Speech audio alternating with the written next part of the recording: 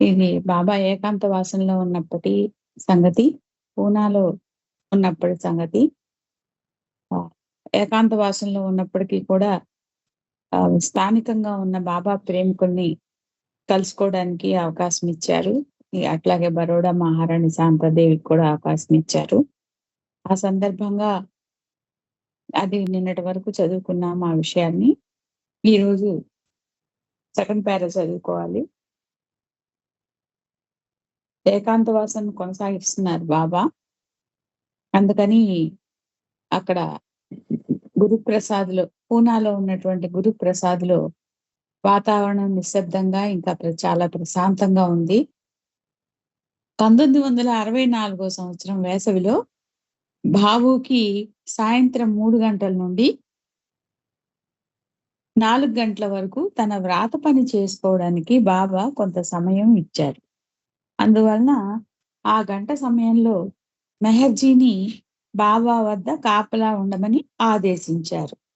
బాబు మరల 4 గంటల నుండి అర్ధరాత్రి వరకు కాపలా డ్యూటీ చేసేవాడు. ఈ సమయ నిబంధన తర్వాత సంవత్సరాల్లో కూడా అలానే కొనసాగింది. ఒకరోజు మెహర్జీ బాబా బెడ్రూమ్ నుండి 3:30 గంటలకే బయటకు వచ్చి బాబుని దాటుకుంటూ ఏలుచ్చి వద్దకు వెళ్ళాడు. బాబు అతన్ని చూశాడు, కానీ అతడు ఏదో సందేశం అందజేయడానికి వెళ్ళాడు, తిరిగి వస్తాడులే అనుకున్నాడు. కొద్ది నిమిషాల తర్వాత బాబా చప్పట్లు కొట్టారు. గోహెర్ పరిగెట్టుకుంటూ బాబా వద్దకు వెళ్ళింది. బాబు ఎక్కడా? అతని కొరకు కబురు పంపించాను కదా, ఎందుకు రాలేదు అని గోహెర్ను అడిగారు. గోహెర్ ఈ విషయం బాబుకి చెప్పారు. బాబు బాబా బెడ్రూమ్లోకి వెళ్ళారు. బాబా కొంచెం అసహనంగా ఉంటూ ఇలా అన్నారు, నీవెందుకు రాలేదు? నీకోసం నేను ఎదురు చూస్తున్నాను. నిన్ను వెంటనే నా వద్దకు రమ్మని మెహర్జీ చెప్పలేదా అని అడిగారు. లేదు, అతడు నాకు చెప్పలేదు అన్నాడు బాబు. బాబా మెహర్జీని పిలిపించి, నా దగ్గరకు రమ్మని బాబుకి ఎందుకు చెప్పలేదు అని అడిగారు. నేను మర్చిపోయాను బాబా అని మెహర్జీ బదులిచ్చాడు. అయితే బాబా గదిని ఎందుకు సమయానికి ముందే విడిచిపెట్టి వచ్చావని నన్ను అడగవలసిన బాధ్యత బాబుకి ఉంది కదా అన్నాడు మెహర్జీ ఎదురు ప్రశ్నగా. మెహర్జీ చెప్పింది సరైందే అని బాబా అంగీకరించారు. ఆ విషయం మెహర్జీని అడగనందుకు బాబునే మందలించారు. ఆ రోజు మొదలు మెహర్జీ డ్యూటీకి వచ్చినప్పటి నుండి కూడా, అంటే ఇచ్చిన 1 గంట సమయం కూడా బాబా గది బయట వరండాలో బాబు వేచి ఉండాల్సి వచ్చింది. ఆ రోజు నుండి మెహర్జీ బయటకు వచ్చిన మరుక్షణం బాబు లోనికి వెళ్ళేవాడు. వారు డ్యూటీలు మారే సమయంలో బాబా గాఢ నిద్రలో ఉన్నట్టు కనిపించినప్పటికీ హఠాత్తుగా చిటిక వేస్తూ, ఏమిటి హడావిడి అని అడిగేవారు. డ్యూటీ దిగే వ్యక్తి తర్వాత డ్యూటీ ఎక్కేవాని చెవిలో బాబా ఎన్ని నిమిషాల పాటు గురక పెట్టారో మెల్లగా చెప్పేవాడు. ఎందుకంటే బాబా ప్రతిరోజు ఉదయం సరిగ్గా ఎంతసేపు నిద్రపోయాను అని అడిగేవారు. కానీ బాబా నిద్ర ఒక రకంగా ఎంతో విలక్షణమైనది. బాబా ఇక నిద్రలోకి వెళ్తున్నారు అని అనిపించే క్షణంలో ఆయన ఉన్నట్టుండి తన ప్రేమికులలో ఒకరిని గురించి, ఆ వ్యక్తి కుటుంబం, పిల్లలు, అతని బాగోగుల గురించి అడిగేవారు.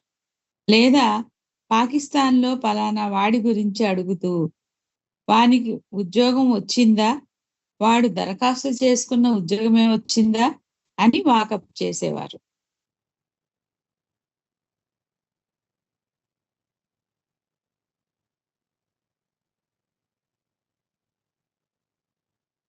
మరుసటి రోజు ఆ వ్యక్తికి ఉత్తరం రాసి కనుక్కోమని బాబుకి సూచించేవారు.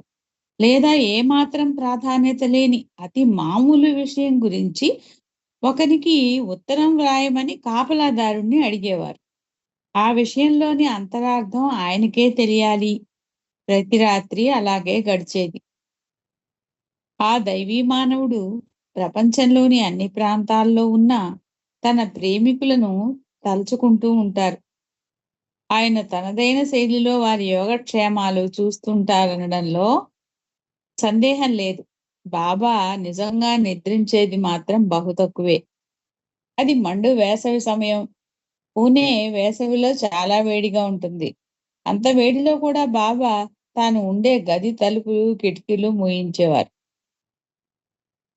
బాబా ఉంటున్న గదిలో కాపలా ఉండే వారికి ఒక కొలిమిలో ఉన్నట్టు ఉండేది. ఎక్కువసేపు ఆ గదిలో ఉండేవానికి ఊపిరాడని పరిస్థితే. కిటికీ తలుపుల్ని కొద్దిగా కూడా తెరవనిచ్చేవారు కాదు. కాపలా డ్యూటీ చేసేవాని పరిస్థితి చెప్పలేనంత చికాగ్గా ఉండేది. నిస్పృహకు లోను చేసేది. ఇక శీతాకాలంలో ఎవరికైనా చలి నుండి కాపాడుకునేందుకు 3 దుప్పట్లు అవసరమైతే బాబా మాత్రం పల్చటి తెల్లని దుప్పటి కప్పుకునేవారు. చెమటతో ఆ దుప్పటి తడిసిపోయేది. బాబా తల దిండ్లు, పక్క బట్టలు అన్నీ చెమటతో తడిసిపోయేవి. తరచూ వాటిని మార్చవలసి వచ్చేది. ఆ వేసవి రోజుల్లో పూణేలో రాత్రిపూట కూడా వేడిగా ఉంటుంది. బాబా చెంత రాత్రి కాపలా నిర్వర్తిస్తున్న ఒక సందర్భంలో బాబు చెమటలు కార్చుకుంటూ ఆ గదిలోనే ఒక మూల కూర్చున్నాడు. మంచం మీద పడుకుని ఉన్న బాబాకు కూడా చెమటలు పట్టాయి. కొంతసేపు అయిన తర్వాత బాబా లేచి కూర్చొని ఏమిటి ఆలోచిస్తున్నావు అని అడిగారు. బాబు సమాధానంగా ఏమీ లేదు, ఏమీ లేదు బాబా అన్నప్పటికీ మనసులో ఇలా అనుకుంటూ ఉన్నాడు. బయట భరించలేనంత వేడిగా ఉంది. ఈ గదిలో ఇంకా ఎక్కువ వేడిగా ఉంది. బాబా రాత్రికి విశ్రమించడానికి రాగానే గది తలుపులు, కిటికీలు, వెంటిలేటర్లు అన్నీ మూసేయాలని ఎందుకు కోరుకుంటారో లోపల ఉడికిపోతోంది అని చెప్పాడు. బాబా బాబు వైపు చూసి ఈ రాత్రి నాకు చాలా చల్లగా ఉంది అని సంజ్ఞ చేశారు. బాబు ఆశ్చర్యపోతూ లేదు బాబా, ఇక్కడ భయంకరమైన వేడిగా ఉంది. ఈ గదిలో చాలా వేడిగా ఉంది అన్నాడు. నాకు చలిగా ఉందని చెప్తున్నాను కదా అని రెట్టిస్తూ ఈ రాత్రి చాలా చలిగా ఉంది అని మళ్ళీ మళ్ళీ చెప్పారు బాబా. బాబు బాబాతో వాదిస్తూ బాబా చాలా వేడిగా ఉంది. కావాలంటే ఈ విషయం ఎవరినైనా అడగండి. నాకు చాలా వేడిగాను మరియు అసౌకర్యంగాను ఉంది అన్నాడు. చివరికి బాబా విసుగు చెంది నన్ను ఏమనుకుంటున్నావు అని అడిగారు. బాబు సమాధానంగా భగవంతుడు, మీరు భగవంతుడు అన్నాడు. నిన్ను నన్ను భగవంతునిగా నమ్ముతున్నావు. కానీ నేను చెప్పే విషయాన్ని మాత్రం నమ్మడం లేదు. నేను భగవంతుడిని అయితే నేను సత్యమే కదా! సత్యస్వరూపం నుండి అసత్యం ఎందుకు వస్తుంది? సత్యం ఎప్పుడు సత్యమే చెబుతుంది. దృఢమైన ఇట్టి విశ్వాసమే నీలో ఉంటే చల్లదనాన్ని నీవు అనుభూతి చెంది ఉండేవాడివి. ఎందుకంటే నేను చల్లగా ఉంది అని అన్నాను కదా! నేనెప్పుడూ సత్యమే చెప్తాను. బాబు వయస్సు అప్పటికి 38 ఏళ్ళు. ఇంకా పొరపాట్లు చేస్తూనే ఉన్నాడు. బాబా సాన్నిధ్యంలో గడపడానికి పూణే కార్యకర్తలు ఆదివారం పూట గురుప్రసాద్‌కు వచ్చేవారు. ఒకరోజు ప్రతాప్ ఆహిర్ రావడంతో బాబా మండలి వాళ్ళతో ప్రతాప్‌ను చూడండి, ఇతడు మహాబలేశ్వర్‌కు వచ్చేటప్పటికి ఎంత చిన్నగా ఉండేవాడో 1950. అప్పటి చిన్న కుర్రాడు ఇప్పుడు పెద్దవాడయ్యాడు. మనం ప్రతాప్ ఆహిర్‌ని ఎప్పటికి కూడా చూస్తాము. మొన్న 31కి కూడా మెహరాబాద్ వచ్చారు. స్టేజ్ మీద కింద కూర్చొని హార్మోని వాయిస్తూ పాట పాడారు. నన్ను ఎంతో ప్రేమిస్తున్నాడు అన్నారు. బాబా ప్రతాప్ వైపు తిరిగి నీకు గుర్తుందా? బట్టలు పూర్తిగా విప్పేసి వివస్త్రుడిగా నా ముందు నిలబడమన్నాను అని అడిగారు. అప్పుడు ప్రతాప్ అవును బాబా గుర్తుంది అని చెప్పాడు. నీవెంతో అదృష్టవంతుడివి. వినమ్రుడవై వినమ్రుడవైన నిన్ను నేను తిలకించాను అన్నారు. బాబా సోదరుని కుమారులు సౌరభ్, రుస్తుం అక్కడ ఉన్నారు. సౌరభ్, రుస్తుంలు ఇప్పటికీ కూడా మనకు మెహరాబాద్ లో కనిపిస్తూ ఉంటారు. వాళ్ళు ఎవ్రీడే ఖచ్చితంగా 11:30, 12 ఆ సమయంలో బాబా సమాధి దర్శనం చేసుకుంటూ ఉంటారు ఎక్కువగా. ఎవరు లేని టైంలో వచ్చి 11:30, 12 ఆ టైంలో పూలమాలలు తీసుకొచ్చి బాబా సమాధికి అక్కడంతా కూడా ఆ ప్రాంగణం అంతా కూడా తిరిగి వెళ్తారు వాళ్ళు ప్రతిరోజు ఇప్పటికి కూడా. వాళ్లకు సైగ చేసి జేబుల్లో ఉన్న గోళీకాయలను, అప్పటికి చిన్న పిల్లలనమాట వాళ్ళు, గోళీకాయలను బయటకు తీయమన్నారు. వారిద్దరితో బాబా గోళీలాడటం మొదలుపెట్టారు. మెహరాబాద్‌లో ప్రతాప్ తనతో గోళీలు ఆడిన విషయం గుర్తు చేస్తూ ప్రస్తుతం తనతో ఆటలో చేరమని పిలిచారు. బాబా ఒక గోళీని నేలపైన పెట్టి మరొక గోళీతో కొంత దూరం నుండి దాన్ని కొట్టమని ప్రతాప్‌తో అన్నారు. ప్రతాప్‌కి గురి చూసి కొట్టడంలో మంచి నైపుణ్యం ఉంది. అందువల్ల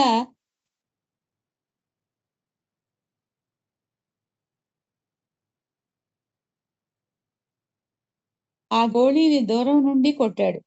బాబా మరొక గోళీని పెట్టి దాన్ని కూడా కొట్టమన్నారు. ప్రతాప్ ఆ గోళీని కూడా కొట్టాడు.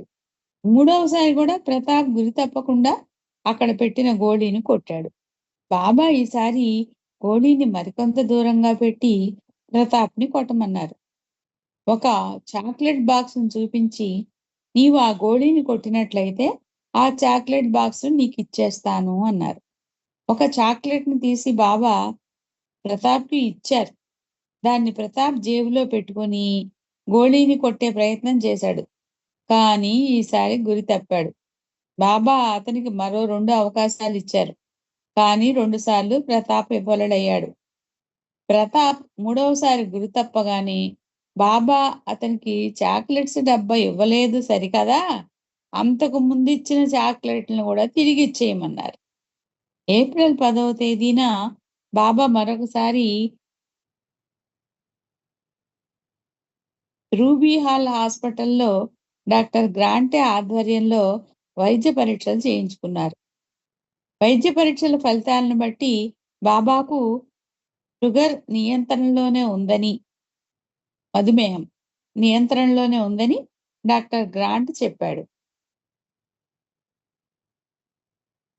ఇంతలో 1964 ఏప్రిల్ 22వ తేదీన న్యూయార్క్‌లో వరల్డ్ ఫెయిర్ ప్రారంభం కానున్నది. అమెరికా ప్రేమికులు అందులో మెహర్ బాబా యొక్క యూనివర్సల్ మెసేజ్ ప్రచారం కొరకు ఒక చక్కటి సమాచార బూత్‌ను ఏర్పాటు చేశారు. ఈ బూత్ అమెరికన్ ఇంటీరియర్స్ ప్రాంగణంలో ఏర్పాటు చేయబడింది. ఏప్రిల్ 12వ తేదీన ఎలిజబెత్ ప్యాటర్సన్, జేన్ హెన్స్‌లకు మరియు ఫెయిర్‌లో బూత్ ఏర్పాటుకు సహకరించిన వారందరికీ బాబా ఈ క్రింది టెలిగ్రామ్ పంపించారు. మెహర్ బాబా యూనివర్సల్ మెసేజ్‌తో న్యూయార్క్ వరల్డ్ ఫెయిర్‌ను అలంకరించిన అమెరికాలోని నా ప్రేమికుల ప్రేమ ధన్యత చెందింది. ఈ బూత్ ఏర్పాటుకు కృషి చేసిన మరియు ఫెయిర్ జరిగినన్నాళ్ళు బూత్‌లో సేవలందించిన నా ప్రేమికులకు, కార్యకర్తలకు నా ప్రేమాశీస్సులు. బూత్ కొరకు స్టాల్ పెవిలియన్ ప్రారంభం మే 8వ తేదీ వరకు వాయిదా పడిన బాబా యొక్క టెలిగ్రామ్ చివరి దశలో వారు పడ్డ ఇబ్బందిని మరిపించి ఆనందాన్నిచ్చింది. ఎలిజబెత్, కిట్టి, జేన్ మరియు ఇతరులు చేసిన అవిశ్రాంత ప్రయత్నాల ద్వారా రోజుకు 500,000 అంటే 5 లక్షల మంది బూత్‌ను సందర్శించినట్టుగా అంచనా అంచనా వేయబడింది. చాలా మంది ఆ బూతును దాటి వెళ్తూ బాబా చిత్రపటాన్ని చూశారు మరియు బాబా నామాన్ని విన్నారు. బాబా మొదటి నుండి ఫెయిర్‌లో నా పనిని నా సొంత మార్గంలో చేస్తాను అని సూచిస్తూనే ఉన్నారు. బాబా పట్ల ఆకర్షితులైన వారు ఆ తర్వాత అదనపు సమాచారం కొరకు మిటిల్ బీచ్‌కు రాసే ఉత్తరాల ద్వారా ఈ విషయం రుజువైంది. ఫ్రెడ్ మరియు ఎల్లా వింటర్‌ఫీల్డ్ వీరిద్దరూ ప్రజలు అడిగే ప్రశ్నలకు ఎలా సమాధానాలు ఇవ్వాలని బాబాను అడిగారు. బాబా ఒక లేఖలో మణి ద్వారా ఇలా జవాబిచ్చారు. మీకు నా ప్రేమ ఎప్పుడూ తోడుగా ఉంటుంది. వారు మిమ్మల్ని అడిగే ప్రశ్నల గురించి అస్సలు భయపడకండి. బాబా పట్ల మీకు ఉన్న ప్రేమే సందర్శకులు అడిగే ప్రశ్నలన్నింటికీ సమాధానం ఇస్తుంది.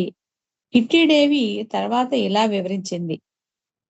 సమాచారపు బూత్ వద్ద పనిచేసిన కార్యకర్తలంతా ఒకే విషయాన్ని కథలా చెప్పారు. కొంతమంది సందర్శకులు బాబా చిత్రపటం చూసి అమితంగా ఆకర్షితులయ్యారు. ఆ బూత్‌ను దాటుకుంటూ వెళ్తూ ఫోటోను అంటే 1956లో మిర్టిల్ బీచ్ సెంటర్‌లో జోసెఫ్ హార్డ్ తీసిన పెద్ద సైజు రంగుల ఫోటో అది.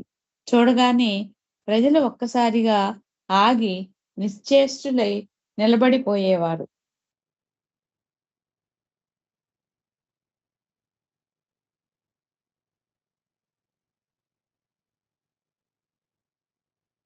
అది 1939లో ఆల్వార్‌లో మేకపిల్లను పట్టుకొని ఉన్న బాబా ఛాయాచిత్రం గూడా ఇక్కడిచ్చారు. ఆ ఫోటోలో ఉన్న వ్యక్తి ఎవరని అడిగేవారు. బాబా పేరు విన్న తర్వాత చాలా మందికి నోట మాట రాని పరిస్థితి. కొన్ని క్షణాలు స్తబ్దులై ఉండిపోయేవారు. సమాచారంతో ఉన్న ఫోల్డర్‌ను కొంతమంది తీసుకునేందుకు నిరాకరించేవారు. ఎందుకంటే వాళ్ళ స్మృతి పథంలో బాబా ఒక విలక్షణ వ్యక్తిలా ఉండిపోవడానికి చిత్రపటంలోని ఆ సుందరాకారం చాలు. చిత్రపటం దిగువన అందమైన కాంస్య పలకంపై వ్రాయబడిన మెహర్ బాబా అనే పదాలు స్పష్టంగా కనిపిస్తున్నాయి. మేకపిల్లను పట్టుకొని ఉన్న మెహర్ బాబా చిత్రం బ్లూ బస్ టూర్‌లో 1939లో ఎలిజబెత్ పాటర్సన్ తీసింది. చిత్రం కూడా ఆ చిత్రం కూడా ఈ ఫెయిర్‌లో యూనివర్సల్ ఫెయిర్‌లో ఆ బూత్‌లో ప్రదర్శించబడిందనమాట. పిల్లల కోసం ఈ సందేశం కూడా పంపబడింది. నేను జంతువులు, జంతువుల చిన్న పిల్లల్ని ప్రేమిస్తాను. ఎందుకంటే అవి కూడా నా సృష్టిలో భాగమే. చిన్న పిల్లల్ని మరింత ఎక్కువగా ప్రేమిస్తాను. కారణం నేను పిల్లల్లో ఎప్పటికీ ఒక పిల్లవాడిని. వారి సంతోషకరమైన ఆటలో నేను కలిసిపోతాను. కాబట్టి వారంతా నా చెలికాండ్రే.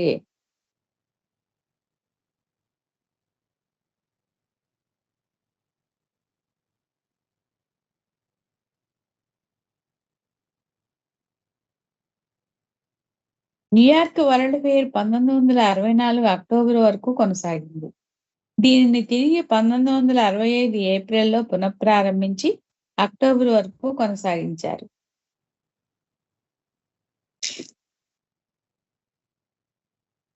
పూణే మెహర్ సెంటర్ భవన నిర్మాణం పూర్తి కాగానే తన ఆశీస్సులు అందజేస్తానని బాబా ఇదివరకే రామకృష్ణన్‌కు వాగ్దానం చేశారు. తను ఏకాంతవాసంలో ఉన్నందున భవన ప్రారంభోత్సవ కార్యక్రమాన్ని ఆర్భాటం లేకుండా ప్రశాంతంగా జరిగే విధంగా చేయమని రామకృష్ణన్‌ను ఆదేశించారు. నిర్మించబడుతున్న మీటింగ్ హాల్‌లో 700 మంది హాయిగా కూర్చునే అవకాశం ఉంది. మరియు బాత్రూమ్‌లు, టాయిలెట్‌లు కూడా నిర్మించబడ్డాయి. అలాగే ఒక ఆఫీస్ గది, బాబా విశ్రమించడానికి ఒక గది కూడా ఏర్పాటయింది. నిర్మాణం పూర్తయింది. అలాగే దాని ప్రారంభోత్సవానికి కూడా అన్ని ఏర్పాట్లు పూర్తయ్యాయి. ఆ వేసవిలో బాబా పూణే వచ్చిన తర్వాత 1964 మే 1వ తేదీ శుక్రవారం మొదటిసారిగా డాక్టర్ దగ్గరకు వెళ్ళడం తప్ప శుక్రవారం మొదటిసారిగా గురుప్రసాద్ ప్రాంగణం నుండి బయటకు వచ్చి సోమవారం పేట 441/1 అవతార్ మెహర్ బాబా పూణే సెంటర్‌కు వెళ్లారు. ఆయన కఠిన ఏకాంతవాసంలో ఉండడం వలన దర్శన కార్యక్రమాన్ని నిషేధించిన కారణంగా బహిరంగ వేడుకను అనుమతించలేదు. సన్నిహిత ప్రేమికులు, వారి కుటుంబాలు మాత్రమే ఆహ్వానించబడ్డారు. అయితే వారు తమ బంధువులను, స్నేహితులను వెంటబెట్టుకొని రావడంతో వచ్చిన వారి సంఖ్య 500కు మించిపోయింది.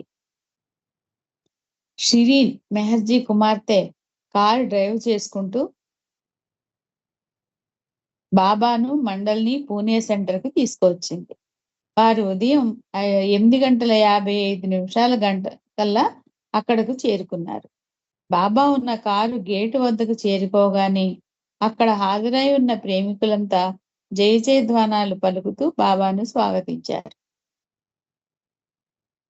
మే 1వ తేదీ అంటే మనకిక్కడ కామారెడ్డి సెంటర్ యానివర్సరీ కూడా మే 1వ తేదీనే జరుగుతుంది. పూనా సెంటర్ కూడా ఆ రోజునే బాబా సందర్శించారనమాట. బాబా ఉన్న కారు గేటు వద్దకు చేరుకోగానే అక్కడ హాజరై ఉన్న ప్రేమికులంతా జై జయధ్వానాలు పలుకుతూ బాబాను స్వాగతించారు. సప్తవర్ణ పతాకంలోని 7 రంగులతో అలంకరించబడిన హాలు వెలుపల ఉన్న వరండా వరకు బాబా కూర్చున్న కారును తీసుకెళ్లారు. బాబా కారు దిగగానే ఆ కేంద్రం అధ్యక్షుడు సదాశివ పాటిల్ పూలమాల వేశాడు. బాబా మందహాసవదనంతో అతన్ని ఆలింగనం చేసుకొని హాలు ద్వారం వద్దకు చేరుకున్నారు. అక్కడ మెహర్జీ బాబాకు కత్తెర, తాళం చెవి ఉన్న ట్రేను అందించాడు. బాబా ఆ కత్తెరని తీసుకొని ద్వారానికి అడ్డంగా కట్టిన 7 రంగుల రిబ్బన్ను కత్తిరించి ఆపై తాళం చెవితో తలుపు తాళం తీశారు. ఇక్కడ ఈ పూనా సెంటర్ దృశ్యాలు కూడా మనకి బుక్ లో ఇవ్వటం అనేది జరిగింది.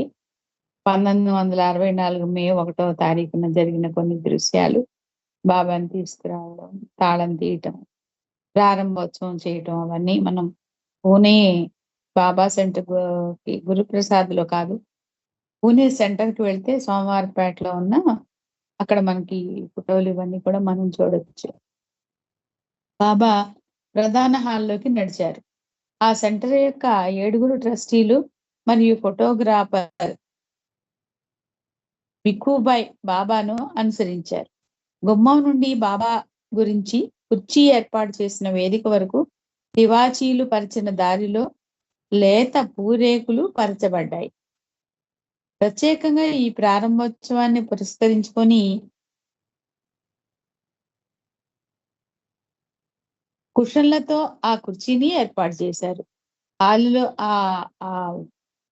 ఆ చైర్ కూడా ఇప్పుడు మనం చూడొచ్చు పూనాలో. హాల్లో ప్రవేశించిన పిదప బాబా అన్ని వైపులకు ఒకసారి దృష్టి సారించారు. ఫ్రేమ్ కట్టించి గోడలకు తగిలించి ఉన్న తన ఫోటోలను మెచ్చుకున్నారు. బాబా జీవితంలో వివిధ అంశాలను విస్తపరుస్తూ ఆయన గావించిన వివిధ కార్యక్రమాలను వివరిస్తూ ఉన్న ఆ ఫోటోలు హాలుకు అందాన్ని తెచ్చాయి. ఆ ఫోటోలను బిక్కుబాయ్ పూణే సెంటర్ కు కానుగ్గా ఇచ్చాడు. ఈ సందర్భంగా